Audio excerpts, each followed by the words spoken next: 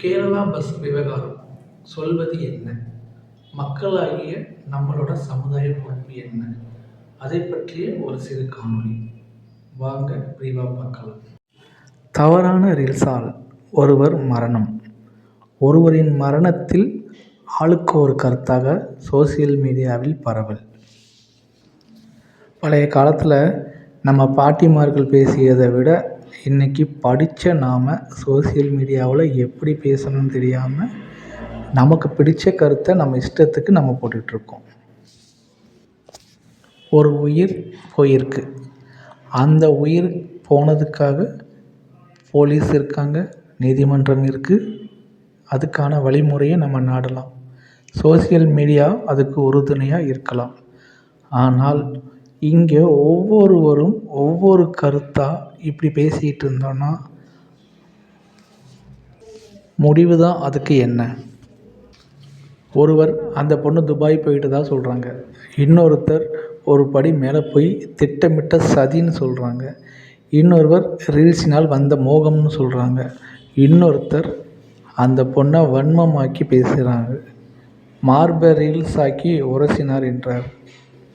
இது பாலியல் ரீதியான வன்மம் இல்லையா? அந்த வன்மம் ஏன் நம்ம அவங்க மேலே திணிக்கணும்னு எல்லோரும் எதிர்பார்க்குறோம்? தவறான ரீல்ஸால் ஒருவர் மரணித்து போயிட்டார். அதை விசாரிக்க முறையாக போலீஸ் இருக்காங்க. அதை தீர்த்து வைக்க நீதிமன்றம் இருக்குது. இது சோசியல் மீடியாவில் நம்மளோட சமுதாய பொறுப்பாக நம்ம அவங்களுக்கு சப்போர்ட்டிவாக இருக்கலாம். இருந்தால் அதுக்கான முடிவு கிடைக்கும். ஆனால் இங்கே ஆளுக்கு ஒரு விஷயத்தை கையில் எடுத்து உண்மை நிலவரம் என்னான்னு தனக்கும் தெரியாமல் வீட்டுக்குள்ளே நம்ம ஒரு யூடியூப்பில் நமக்கு தெரிஞ்ச விஷயத்த நம்ம இஷ்டத்துக்கு அப்லோட் பண்ணிகிட்ருக்கோம். சோசியல் மீடியாவில் நல்ல விஷயத்த மக்கள்கிட்ட கொண்டு போய் சேர்க்கலாம். அதுவும் ஒரு வகையான உண்மை நிலவரமாக இருக்கும்போது அந்த பெண்ணை முறையாக போலீஸ் கைது செய்து அதுக்கான விசாரணை வச்சு அதுக்கான தீர்வு கிடைக்கும்போது நம்ம அதுக்கான சொல்யூஷன் கொடுக்க சோசியல் மீடியாக்கள் நம்ம சப்போர்ட்டிவாக இருக்கலாம். ஆனால் ஒவ்வொரு முறையும் இந்த ஒரு 5 நாளாக எடுத்து பாருங்கள், ஏதாவது ஒரு காரணத்தில் ஏதாவது ஒரு விஷயங்களை ஆளுக்கு ஒரு கருத்தை திணிச்சிக்கிட்டே இருக்கும். அந்த பொண்ணு வந்து ரீல்ஸ் போட்டு தவறாக அப்லோட் பண்ணிருச்சு, அதனால் அவர் இறந்துட்டார்.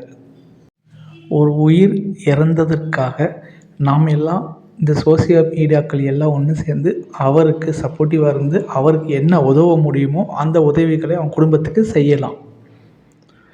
அதை விட்டுட்டு அந்த பொண்ணை கீழ்த்தரமாக பேசி அந்த பொண்ணு இறந்து போச்சுன்னா அப்பையும் நம்ம இதே மாதிரியான வீடியோக்களை போட்டுக்கிட்டு தான் இருப்போமா?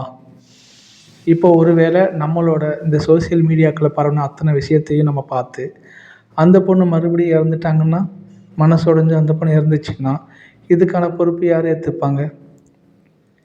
அந்த குடும்பம் என்ன ஆகும்? தவறுகள் நடந்துருச்சு, அதுக்கான சொல்யூஷனை நம்ம தேடணும்.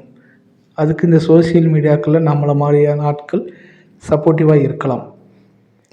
அதை விட்டுட்டு அந்த பொண்ணோட மார்பகங்களை தப்பாக பேசுகிறது, அந்த பொண்ணை கேவலப்படுத்தி பேசுகிறது,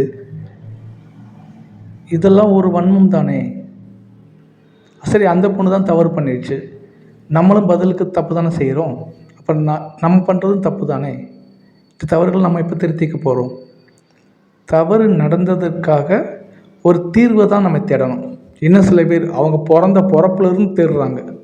இந்த டேட்டில் பிறந்தாங்க, இப்படி இருந்தாங்க, இப்படி வளர்ந்தாங்க, இப்படி எடுத்தாங்க. இதெல்லாம் தேவையில்லாத விஷயங்கள். இன்னும் சில பேர் ஒரு படி மேலே போய் அந்த பொண்ணு கணவனோட பிரிஞ்சு தனியாக வாழுறேன்னு சொல்கிறாங்க. அது அவங்களோட பர்சனல் விஷயம் தானே. அதில் நம்ம மூக்க நுழைக்கணும்னு அவசியம் இல்லைல்ல. நம்மளும் கொஞ்சம் சமுதாய பொறுப்போடு நடந்துக்கலாம். தவறுக்கு தீர்வை தேடலாம். அந்த தவறுக்கு மறுபடியும் இன்னொருத்தர் தண்டிக்கிறது சரியான விஷயம் அல்ல.